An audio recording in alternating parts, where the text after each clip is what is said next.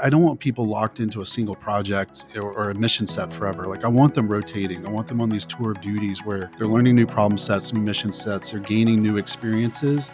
That broad set of exposure, it creates better tradecraft, deeper understanding how these different missions connect.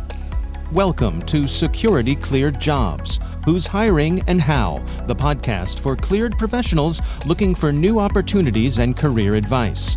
We go behind the scenes with recruiters and hiring managers from leading cleared employers to uncover the information you need to make a smart career move. Get ready for insights from this week's guest and your hosts, Kathleen Smith and Rachel Bozeman. Hello, everyone, and welcome to another podcast episode. And I'm Kathleen, and today I'm by myself with a wonderful guest, but Rachel is off doing one of her things that she does really well, which is training recruiters. So, Rachel, we look forward to having you back very shortly. I do have a special request for all of you out in the audience. If you know one of your colleagues who would really benefit from this episode, can you just text them or email them or give them a call and say, hey, you really need to listen to this podcast to help you out with your cleared job search. So joining us today, I'm so excited because we had some fun in the green room, is Chad Kim, CEO of Bcore. Chad, welcome to the show. Thanks for having me, Kathleen. And I'm always excited to join something and talk about myself, but even more so excited to talk about the company and the people that make up Bcore. So thank you for having me again. We're going to get into more about your company in a moment, but I understand that you have had an amazing career journey, starting with playing trombone in a band. So tell us how playing trombone, which is an amazing instrument, to being the CEO of a company. Did the pre-screen, Courtney promised this would never make it to the light of day, but I'll go ahead and address it. So the only correction... I'll have a conversation with her about that. No, I played guitar. The trombone was in marching band, so it was even nerdier than that. Oh. So it's no surprise. I did a lot of nerdy things growing up, but I was always into music. And more importantly, it was like just being part of something bigger than myself, right? Mm-hmm. And that's just kind of been the staple of my career. Try to be an expert at something, practice relentlessly to refine that, and really importantly, learn how to refine those skills within the team construct. And then once you get that mastered, then you execute, do great things together. So I've taken that same discipline through my professional life. It's just finding roles that require adaptability, problem solving, leadership under pressure, all those buzzwords, if you will. I've worked in the intelligence community my entire career. So after my days of a band nerd and a rock star, I found myself teaching English in Korea. And then a year after that, I somehow ended up in the intelligence community overseas for a good 10 years, doing some really cool work. And then similar to you, being surrounded by great people, I feel like I've been on this relay race my entire career for 25 years, just with either my friends or my mentors or the other force multipliers who've helped me thrive in that, and learning from that and seeing that environment play out. Like I've always just tried to mold my own focus of life of just trying to pay it forward and try to build really good, high-performing, multidisciplinary teams. And you'll be happy to know that you are our third CEO that we have had on the show that is also a musician. So you touched on a little bit, but let's talk a little bit more about what type of work does Bcore do in the cleared community? So Bcore, I like to think of us as just a mission enabler for the intelligence community and the IC. And so what I mean by that is we just don't solve the problems. We really try to understand what that outcome is that they're trying to achieve, understand the environments and the constraints of that, and just deliver that in a repeatable, measurable way, right? And we operate differently than the traditional primes. I like to think we're more agile, more scrappy, more innovative, and just focus on the impact. And of course, our work spans the disciplines of software development, AI, ML, data science, data engineering, system engineering, geospatial and intelligence analysis, and just really good, resilient enterprise IT and critical infrastructure support. And so I'm really proud of what collectively we bring to the table. And it's not about what we do, it's more in how we do it. We focus on outcomes, not just the outputs. And we just don't staff positions just to staff it. We really try to be that mission partner, and we like to push the boundaries of what's possible. Sounds wonderful. It's interesting because I've been in this industry decades, and everyone thinks that when we work in the IC that we're staid, we're in the box, we're very linear, we don't get creative, we don't get innovative, which is not true. And I love how we have so many companies and people who just like, hey, these are really big challenges and these are really big puzzles and we can really make a difference by doing that. So it really sounds like that's what you're all about. So tell us, what does the company name mean? I mean, what's B Corp? Yeah, so I will admit that I did not have the pleasure of naming it. We partnered with two amazing founders, private equity backed. And so B Corps was started by Tyler Laverick and Andy Rakoven. Both are awesome human beings and they're Pittsburgh boys, so to speak. So obviously, Bridgecore, B Corps, Ah, Pittsburgh, a lot of bridges. And then when you start playing with that, the bridge is connecting technology, it's connecting people, it's connecting operations and missions. And the core of that is at the heart of everything we do is the mission execution. And so, we're on a journey right now together, and I'll talk more about how we've come together with four different groups, but it's more than just a name because it's really a representation of who we are, that same ethos, empowered by people, united in mission, driven by innovation. And the culture of that, is built on integrity, humility, curiosity, and candor, ensuring that we don't just do the work, but we do it the right way. all amazing. And I understand you have this really great analogy of that you're like the stepdad to all of your new employees. So tell us about being stepdad. So, I have the luxury and the privilege of using M&A as a tool, right? So M&A, it's not just about buying companies. It's about, like I like to think of, it's like hand selecting really great teams that fill critical gaps in our build, right? And it allows us to do more together than we ever could do alone. It truly is like a 1 + 1 = 5. And the key to this, and this is where the stepdad analogy comes in, you can't disrupt the essence of what made these companies great, right? You have to preserve that and optimize that. I think a mistake that a lot of people make in M&A is just they try to force the integration, and Yeah. everyone will suddenly just, they fall in line with the new systems or the new culture, but it's just not how it works. Integration is a bespoke process. hmm Every company, every team, every person, everyone has different motivators, different strengths, and problems they love to solve. So as a leader, my job is not to sit around and just dictate culture. It's to observe, it's to learn, it's to optimize, it's to preserve what made each team and what made each tribe special and try to enhance it. And so the stepdad analogy was, you can't just sit at the dinner table and tell all the people just eat their vegetables. Like, you really have to explain why it matters, why it makes them stronger, more capable, and better equipped for the challenges ahead. And so, and again, I'll keep beating that drum. Like, successful integration isn't about forcing people to fit a mold. It's about aligning to the mission that we serve and just unlocking that potential. And so the thing I really want to impress upon people is, like, as it relates to M&A, as it relates to talent acquisition, listen, observe, and then optimize. That's the key as leaders that we should be focused on. That's so true. So, you talked about talent acquisition. So, when your team is recruiting for B Corp to sort of fill in those mission critical positions, and you touched on this earlier, but what are the skill sets or positions that you're typically looking to fill? So, of course, all my answers have three parts, but the first three traits, if you will, it's just passion for the mission, curiosity, and then this technical ability. And the curiosity piece, like, you got to do that, because as I'm trying to solve for this 2025 of how do you bring people into this organization and move them throughout the business and really try to level them up, the capability technology area. I mean, of course, we're going to hire for software developers, system developers, some kind of data scientist or AI/ML skill set, or some type of intelligence analytical person or practitioner.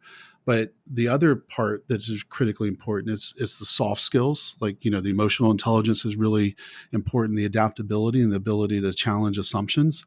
And that's why one of the values is just candor. It's like, I love hearing from the most junior person at the table, because they have the best ideas and it's refreshing, et cetera. And us as leaders and us as senior folks in organizations, we have to be able to accept that. The other trait is just that innovation and problem solving, not running away from them, but just truly understanding, okay, Steve Jobs said it. It's like start with the problem and work your way back to the technology. And, everyone's going to be chasing the shiny. And that's why that mission context is so important, because if you truly understand like what that outcome, what that operational need, what that key intelligence question is, you can work your way back to either a person, a process, or a technology. And that's pretty cool. And the last trait that we really look for when we're trying to fill roles is just this leadership at every level, whether it's just a senior person within the organization or it's a savvy person that likes to speak up and take the bull by the horns and just run. And so we're not just hiring for a role, we're hiring for a team member that's going to help us thrive and help us shine as a company. Awesome. So really sort of very pedantic question. Where are your positions located? All over the place. So I think from time in the marching band, so to speak, I'm joking, but just overseas, I think one thing that I really enjoyed is just different perspectives, not experience with no S, experiences, right? Because the folks that I would work with and doing really cool stuff, in the dark of night, very diverse set of experiences and skills and ways about doing the business. And so, our primary location's in Northern Virginia, but we also have team members in St. Louis, which I'm going to be out there this weekend visiting team members and also their clients and just checking up and seeing the great work they're doing. We have folks in Colorado, Ohio, Florida as well. And with the threats we face as a nation, we need broad geographic presence. We just can't be in the echo chamber of DC, right?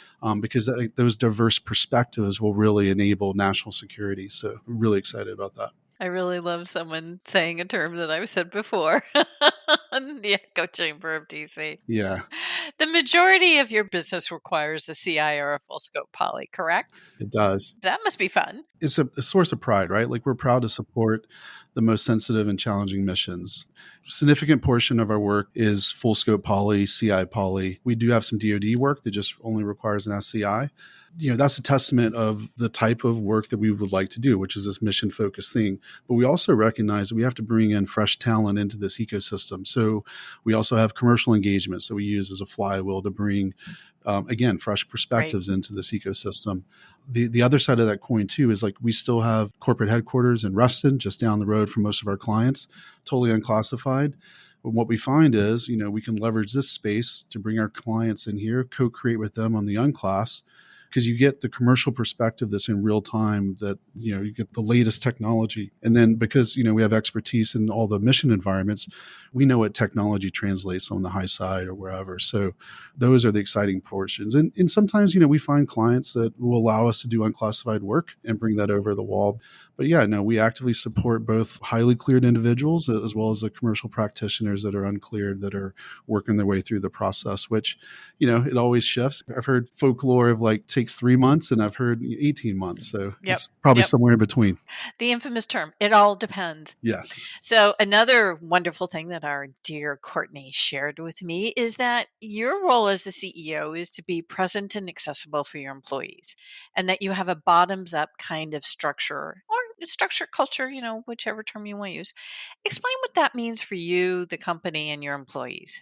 I appreciate that question, because the role that I sit in today is like I work at the behest of my team members, right? Because they're the ones that are on site every day, embedded in these mission environments. And being on site, often disconnected, is not easy. And my job as a CEO is just to remove roadblocks, create opportunities for them to grow, learn, gain new experiences. And one way that at Bcore that we're trying to build out is this mission mobility. I don't want people locked into a single project or a mission set forever. Like I want them rotating. I want them on these tour of duties where they're learning new problem sets, new mission sets, they're gaining new experiences. As I mentioned before, that broad set of exposure, it creates better tradecraft, deeper understanding of how these different missions connect. And so when I say like a bottoms up structure, what I mean is like, we just can't talk about culture. We have to live it. I'm not sitting in my office every day. Like I'm talking to people, having lunch. I'm on an airplane, just trying to be present for folks. And when you're present with people, just listen. Often folks will come on site or go meet someone for lunch and they just do all the talking. It's like you got to sit there and listen, understand what motivates them, what, help them recognize their gaps and help coach them to that. And the last piece, and my mentor and friend Andy Maynor, he just continuously says like say-do ratio. Like your say-do ratio has to be so on point. If you're going to say something, you better execute. Like it's pretty simple there. I think just, my former life when I was doing cooler things, it was just a very highly matrix structure. You might have heard of Team of Teams or stuff like that. Mm-hmm. So like I hate rigid hierarchy. Yep. Like I Yep. love flat organizations. But everyone talks about it, but in order to see that through and execute, like you have to empower the decision maker making at the lowest level. You have to have that shared purpose and common experience to actually do that. And us as leaders of any type of company or business, like everyone that works for us, like everyone has to know exactly what they're doing and why it matters. And like us, we have to solve for context. And I think that's missing in some parts of the world for sure. So you obviously have a lot of competition for the talent that you're recruiting for. I mean, when we talk about ML and AI and software development and such like that, how do you remain competitive?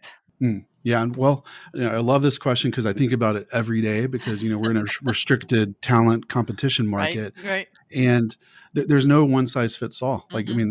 that's the beauty of it is like, people who thrive at Bcore aren't defined by like a single background or skill set. All of us are nerdy because we love solving hard problems. And if you come to the office, there's Lego sets, there's chessboards, there's Rubik's I'll be right cubes. over. I'll be right Yeah, over.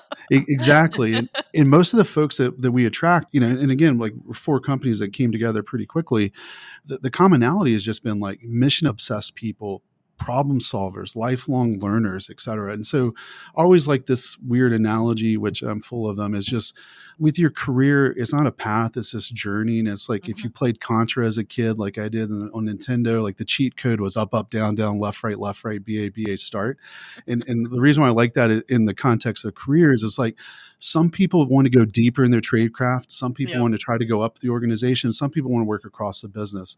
And the beauty of what, is as we're empowering our folks, it's like they can do it all. Like, again, it's just like what worked for me might not work for them. And so again, like if I'm doing my job right, I'm creating this environment where all that's possible. That's the mission mobility. That's the clear expectations with no micromanagement. The say-do ratio piece has to be off of the chart. So, my disclaimer, public service announcement, if you're tired of bureaucracy and you want to work somewhere where execution and innovation is number one, like you'll fit Come right here. in here at Bcore for Yeah. sure. Awesome. So we like to turn the tables a little bit and take your CEO hat off and put on your mentor hat, which I'm sure you wear your mentor hat a lot at work. But Yeah. our audience here is cleared professionals. So what advice do you have for them in their job search? It's twofold, but the first one is just patience. And what I mean by that is like we've all been there, and myself included, where we fall in love with a role because at some point in our lives or careers, we want to change. And so we start putting ourselves out there. And when you apply for jobs, there's a vulnerability to that. And everyone has to recognize that. And so it's easy to assume the worst, but the reality is when you're hiring in the cleared space, it takes time. And the delay doesn't mean that the opportunity is lost. I'm lucky because I have some of the best talent acquisition professionals I've ever worked with, like Sibby, Matthew, Kim Oates, and Deanna Davidson. Like they're incredibly thorough. Their say-do ratio is high. The one thing I really admire about all of them is just their points of presence is unmatched. Like they still follow up with candidates after the fact. So the patience is on the actual job search. But I think when you're in the process, I would love for people just to be a little bit more intentional about how they put it out there about exactly what they want. Know what type of role you're. No throwing spaghetti against the Yeah, wall. exactly. And, once you know what you're looking for in a role, then you can actually start asking questions because it's not about just placing somebody. It's also the other side of that coin too. Is like, I want Bcore to offer future candidates something that they're missing as well. So that strategic fit is really important. And on the career portion of this, it's just build your network. It's like the talent acquisition piece. I mean, most of our talent acquisition comes through referrals. And, another mentor of mine, Al D. Leonardo, shout out to him. He always says like, just known, liked, and trusted. And again, it's a very simple mantra and it works. But that network piece, the culture and vibe of a company matters. It's one thing to have a great role on site, but it's another thing to have a company that actually supports the growth and provides opportunities beyond that current position. And if I were a candidate, I'd be damn sure to asking those questions to see what's in it for that.